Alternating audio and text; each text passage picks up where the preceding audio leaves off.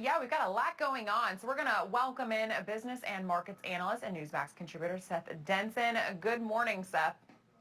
Hey, Alex, good morning. Good to see you. Good to see you. All right, so Ukrainian President Volodymyr Zelensky actually helping virtually to ring in the opening bell yesterday, but it wasn't enough to rally the markets, which continued their three-week losing streak, closing the day down.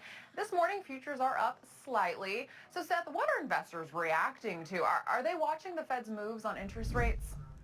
It's all about the Fed right now, Alex. Again, I think I said on Friday, if we got a good jobs report, we expected that we would get a positive jobs report from the fact of increasing numbers, that the markets were going to react poorly because they know that the Fed is just going to continue to raise those rates. It's coming. I'm watching the 10-year bond rate. That's going to be our indicator, though, from a positive perspective, potentially, because it's still inverted to the two, meaning that you're getting more money out of 2-year yields than you would out of 10-year yields, which doesn't make any sense.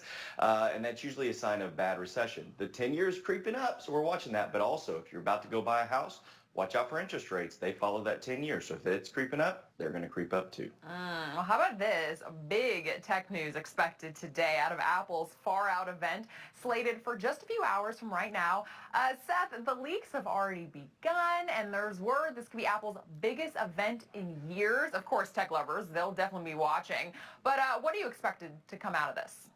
Apple to say and do anything to get their stock price up. It's down 15% year to date, and Apple's just not used to that. Tech stocks are taking it on the chin, and Apple's not isolated from that. I think that they're going to come out. My anticipation, I think, of what the leaks are, is that we're going to hear about 4 new iPhones, and certainly they're going to do something crazy that's going to make me and Mrs. Denson want to go out and buy one because that's what we do. Apple's got us locked down because, if we ever change, we'd lose all of our stuff. Apple's done a good job of making sure once you're a customer, you got those golden handcuffs. You can't ever leave. Exactly. Everything is connected, all your products. Right. Exactly. Well, e-cigarette maker Juul is back in the headlines, agreeing to pay close to $440 million in a settlement to 34 states.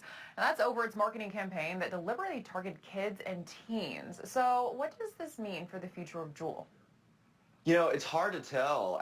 Juul isn't a publicly traded company, so it's hard to really understand the overall financial impact. It's estimated that they bring in about $2 billion in revenue. Again, but that's just estimation. So if you think about it, that's 25% of that deal. So it could put them out of business. You never know. They got sold a couple years ago. It's kind of the ongoing saga here. And as we get further and further down the road where smoking anything seems to be a bit more taboo, except for some certain stuff in certain states, apparently, that maybe that, this could be the end of Juul. But time will tell.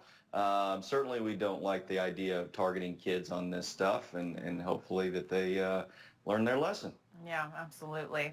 Well, sky-high inflation obviously continues to hit American hard in the wallets, but Domino's is now offering its customers an inflation relief deal, and they're not the only company trying to make it a little easier on its customers. Seth, tell us about this. 20% off just by ordering online. Alex, we talked about a lot. I know my buddy Dan Geltrude loves McDonald's. I'm a Domino's guy.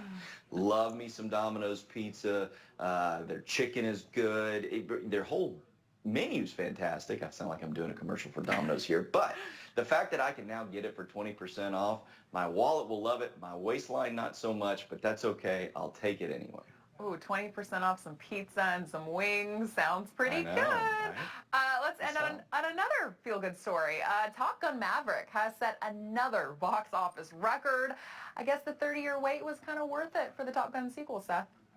Alex, don't lose that love and feeling. I feel the need for speed as we enter into the danger zone, and I'll be your wingman anytime. This movie, fantastic. I saw it. I can't wait to see it again. It's just one of those feel-good movies, makes you proud to be an American. I'm thrilled to see how well it's doing. And can somebody say Oscar? Has to. I mean, it is an excellent movie. I think I'm probably going to see this probably 5 more times. It's so good. There you go. Seth Denson, thank you so much for joining us this morning. Always a pleasure. Thanks, Alex.